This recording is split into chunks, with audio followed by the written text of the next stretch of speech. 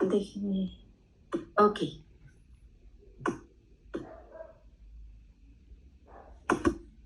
Bueno, ¿cómo se va a formar la unión atrioventricular? O sea, el tabique que une a los atrios con los ventrículos, que separa a los atrios con los ventrículos.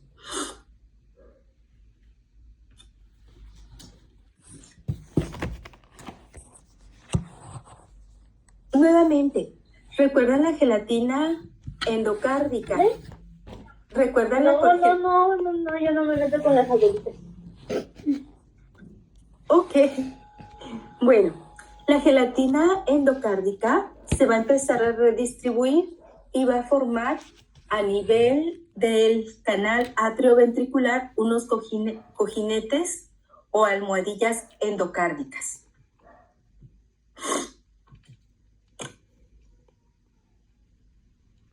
Bueno, entonces aquí es lo que viene en su libro.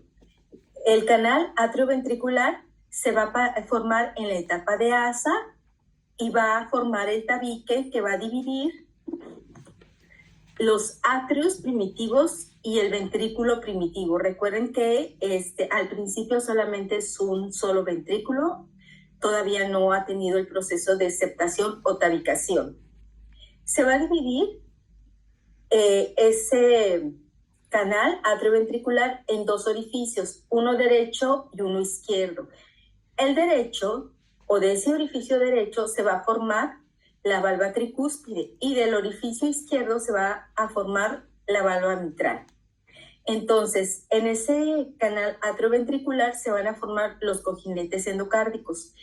Recuerdan que cuando se estaba formando o cuando se formó el canal interauricular, crecía primero el primer septum que llegaba hacia donde están los cojinetes endocárdicos, que tenían forma de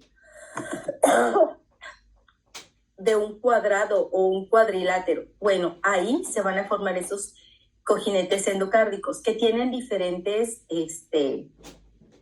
bordes. Uno que es ventro superior, uno que es dorso inferior y dos laterales. Por eso es que hace como un cuadrilátero. Entonces tenemos dos cojinetes endocárdicos. Los cojinetes endocárdicos van a tener un lado ventro superior, un lado dorso inferior y dos laterales. Todo esto va a ocurrir en el día 26 más menos 1, que es casi al final de la cuarta semana. Ya lo habíamos mencionado. Al principio tenemos aquí, como se ve en esta imagen, que la gelatina cardíaca es al principio gruesa, tiene una distribución uniforme y solamente tiene un orificio único, que está en completo contacto entre las aurículas y los ventrículos. Entonces, conforme va pasando ese proceso, aquí ustedes se van dando cuenta, la gelatina se va a redistribuir y aparecen las células mesenquimáticas, que son las que finalmente van a formar esos cojines endocárdicos. Ya habíamos mencionado que tienen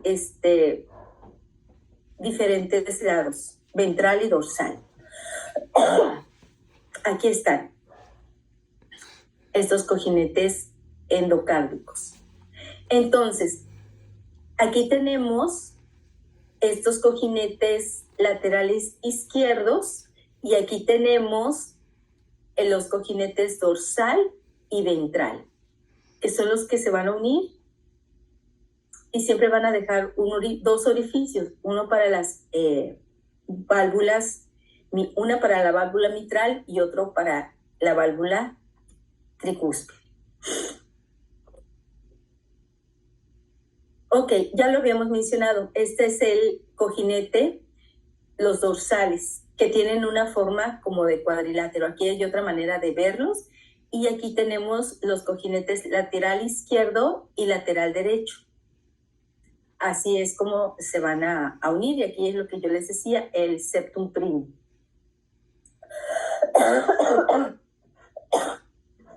Perdón. Bueno, y finalmente vamos a tener, o se van a ir formando las 4 cámaras.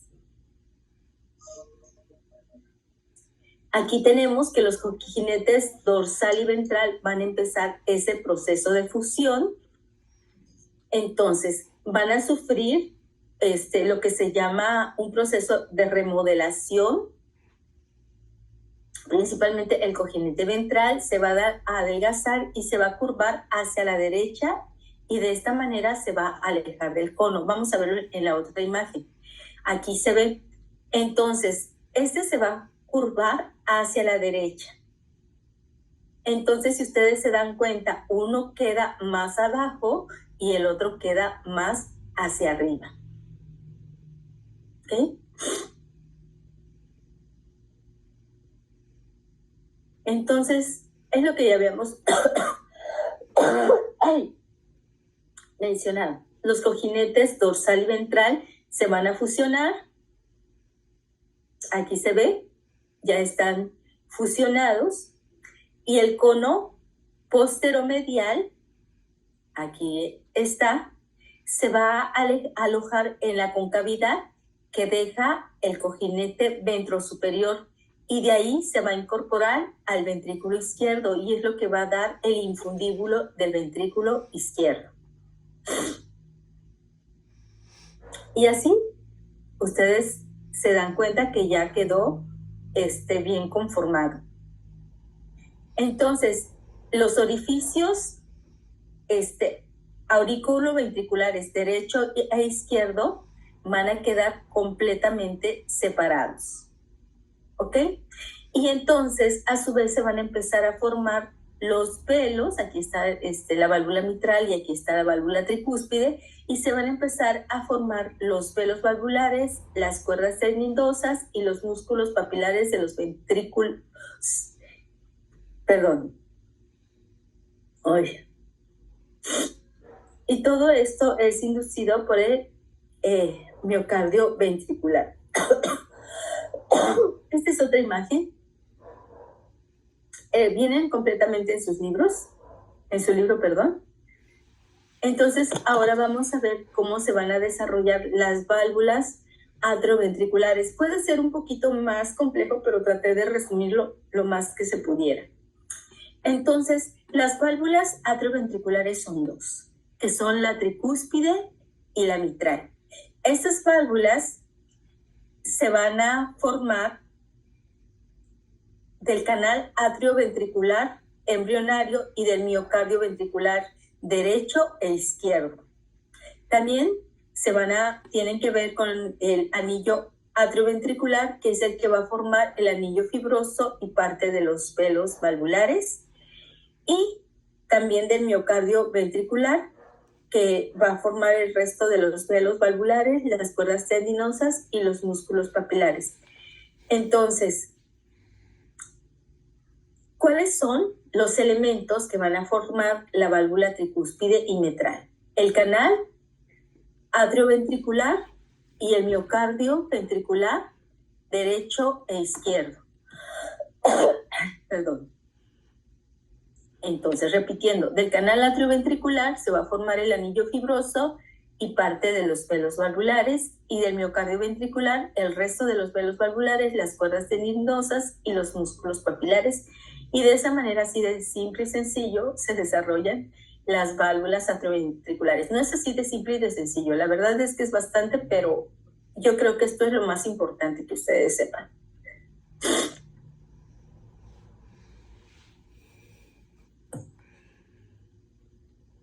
Bueno, de las patologías que tenemos en la formación de las válvulas, generalmente tenemos la atresia de la tricúspide.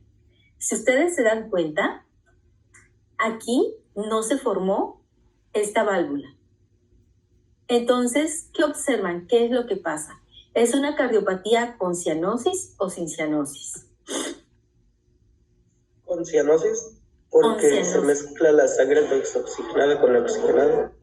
Exactamente. ¿Qué más observan en esa imagen? La sangre desoxigenada de la vena cava superior se queda contenida sin poderse ir a otro lado al parecer. Entonces se hace aquí, tiene que salir para algún lado. Entonces se hace un cortocircuito de derecha a izquierda. Y de esa manera se va a mezclar. El niño no podría vivir, no tiene estos cortocircuitos o estas estructuras que van a persistir. Aquí persiste el agujero oval, aquí persiste, por eso se llama también que es una cardiopatía dependiente de ducto. Aquí está el conducto arterioso y también aquí hay una comunicación interventricular. Generalmente, si no existieran estos defectos, el niño podría morir. Entonces, si ustedes se dan cuenta, la aurícula derecha, ¿cómo está? ¿Está edematizada? Hipertrofiada, ¿sí? Está bien, no te preocupes. Ok, y esto se debe a una fusión anómala de los cojinetes endocárdicos, dorsal, ventral y lateral derecho. Si en un examen yo les pongo esta imagen y les digo que esto es una atresia tricúspide, o les digo a ustedes que me digan qué es esto, ustedes se dan cuenta que no hay una comunicación y que es una atresia de la tricúspide. Entonces yo les puedo preguntar cuál es el motivo o el origen embriológico de esta malformación. Entonces es la fusión anómala de los cojinetes endocárdicos. Tienen que decirlo completo: dorsal, ventral y lateral derecho. ¿De acuerdo? Doctora. Dígame. Una atresia tricuspidia vienen los casos clínicos de las hojas de trabajo más recientes, ¿no? Sí. Porque por los síntomas nos está diciendo. Por la hipertrofia principalmente. Ajá. Sí. Y que no. Y miren cómo está el ventrículo derecho, está chiquito. Y también aquí vamos a tener una sobrecarga. Muy bien, vamos a continuar. Esto se llama canal aurículo ventricular común completo, porque hay uno que es incompleto. Esta afortunadamente no es una de las patologías cardíacas más frecuentes. Esto también es una cardiopatía congénita cianógena. Miren, aquí no se formaron y prácticamente tenemos aurícula derecha, aurícula izquierda, solamente tenemos una válvula y no se formó el tabique y no se formaron las válvulas, y hay una comunicación bien grande entre las aurículas y los ventrículos.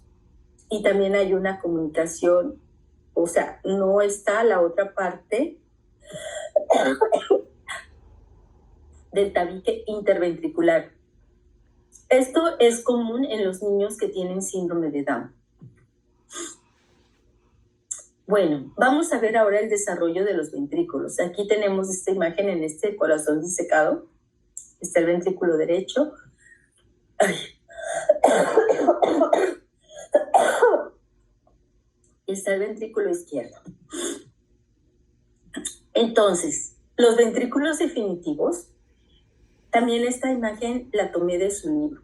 Se van a formar dos ventrículos, el derecho y el izquierdo. Y estos están formados porque tienen una porción de entrada, una porción trabecular y una porción de salida. De la porción de entrada que se origina del ventrículo primitivo, la porción trabecular se va a formar del bulbo cardíaco proximal en el ventrículo derecho, y en el ventrículo izquierdo se va a formar del ventrículo primitivo izquierdo. Y la porción de salida se va a originar del cono bulbo, del cono o del bulbo cardíaco distal. Y están separadas por el tabique interventricular, que se va a formar a partir del septo interventricular primitivo, las almohadillas endocárdicas del canal aurículo-ventricular y de las crestas conotroncales. Esto es, este tabique puede tener mayor complejidad porque se forma de más estructuras. No es como el tabique interauricular. Este tiene más componentes en su formación. Bueno, habíamos dicho que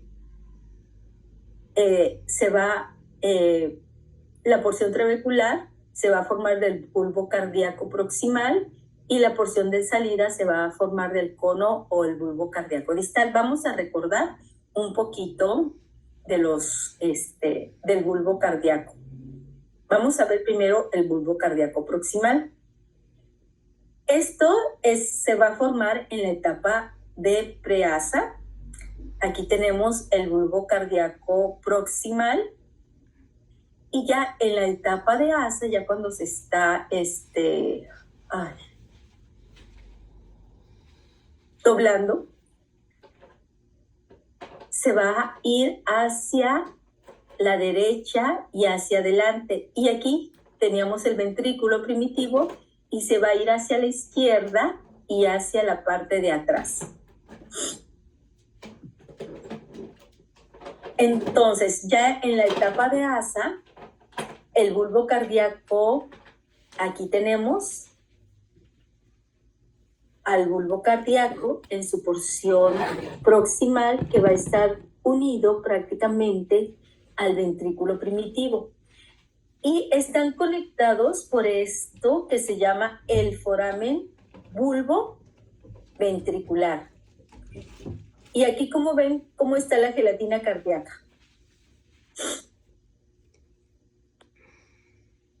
Todavía está uniforme. Y vean lo que va a pasar.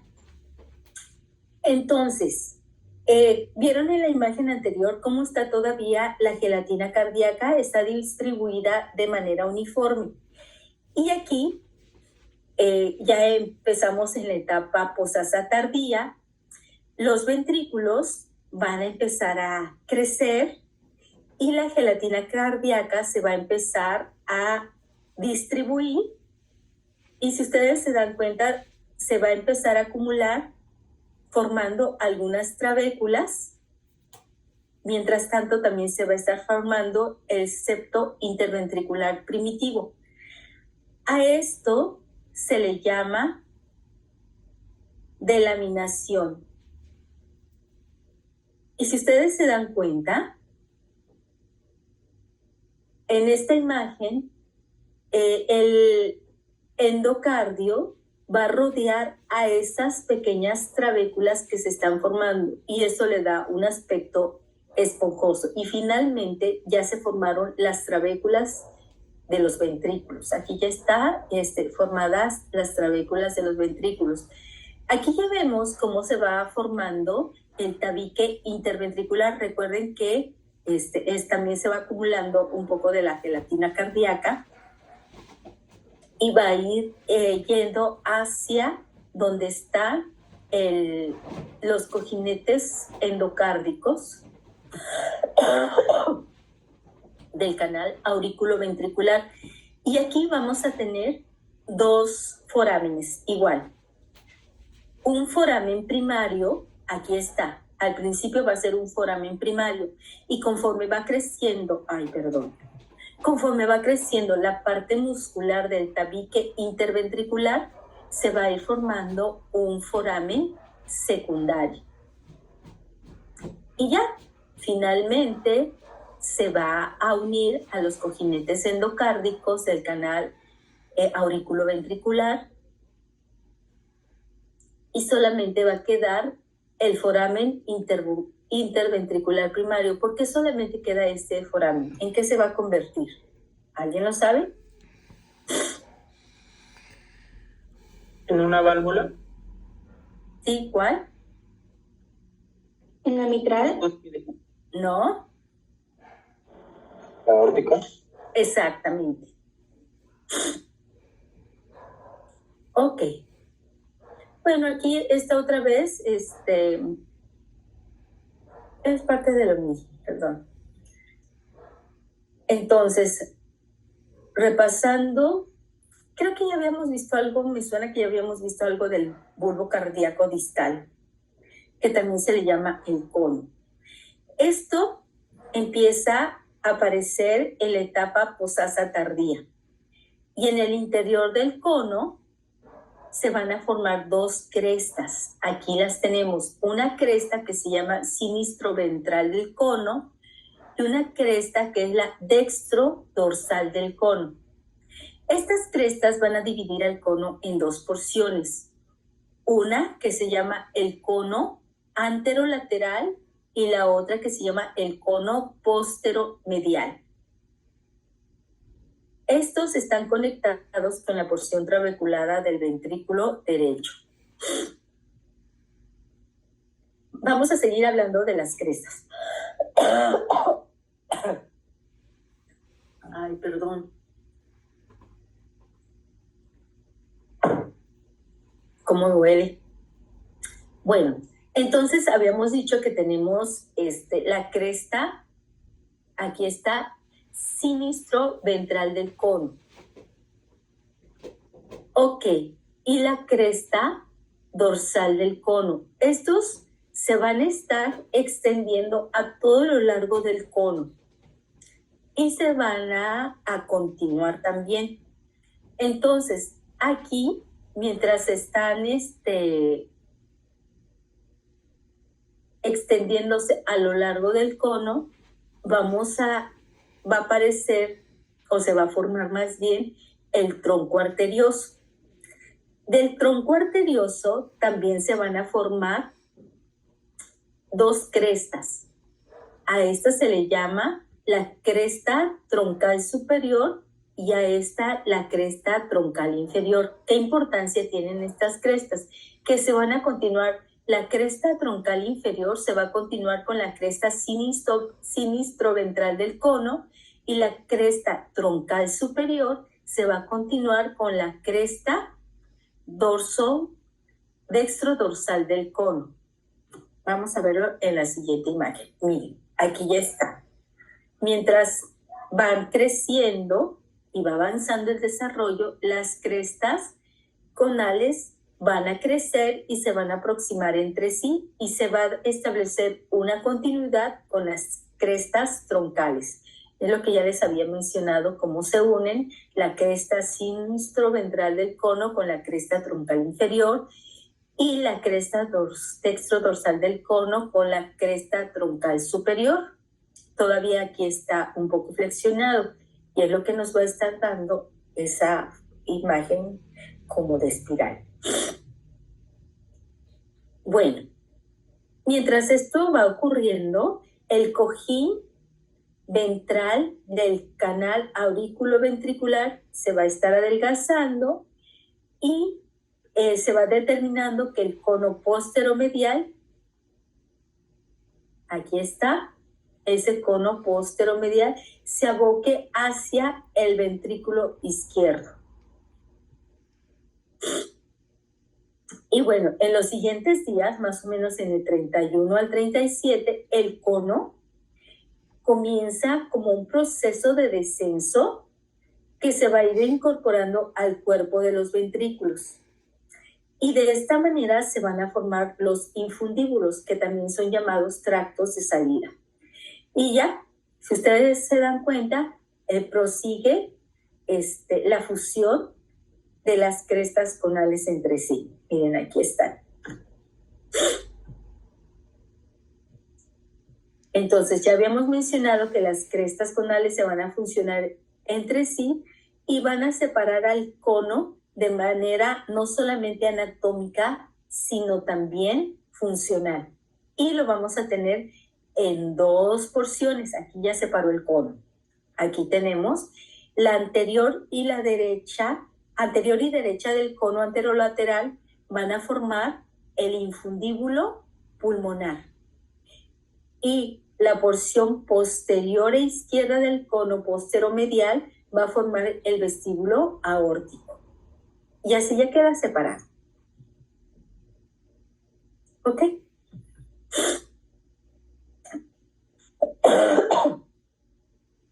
Vamos a ver la tabicación ventricular. ¿Cuándo va a iniciar la tabicación ventricular?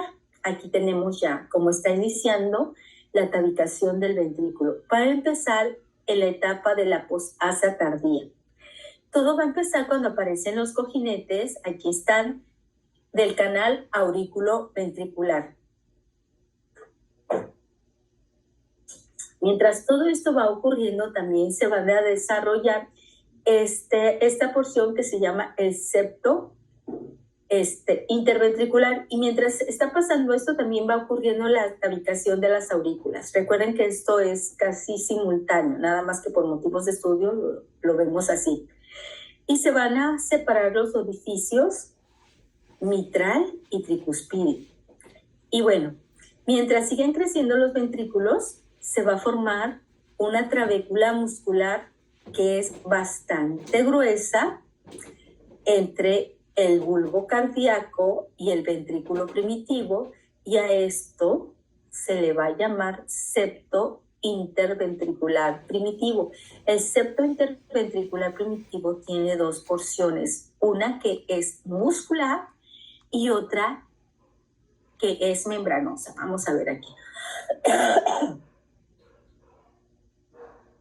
Ay, creo que me fui para el otro lado. Ok. Entonces, yo les había mencionado ya que mientras está creciendo el septo interventricular primitivo, se va formando también lo que se le llama el foramen interventricular primario, que está entre el borde del septo interventricular primitivo y el borde caudal del cojinete endocárdico del canal auriculoventricular. ¿Ok? El cojín dorsal del canal auriculoventricular se va a curvar hacia el lado derecho. Y cuando se curva hacia el lado derecho, se va a formar este foramen, que se llama foramen interventricular secundario. Entonces, tenemos aquí también dos forámenes, uno primario y uno secundario. Entonces, quedando el tubérculo derecho más bajo que el izquierdo. ¿Ok? Ya. Entonces, el tubérculo derecho del cojín dorsal se va a fusionar con el septo interventricular primitivo. Y esto es lo que va a dar la porción membranosa. Entonces, se va a cerrar de esta manera el foramen interventricular secundario. Y el foramen interventricular primario no se cierra. Va a formar el orificio de entrada hacia la aorta. ¿Ok? No se olviden, esto puede ser una pregunta de examen.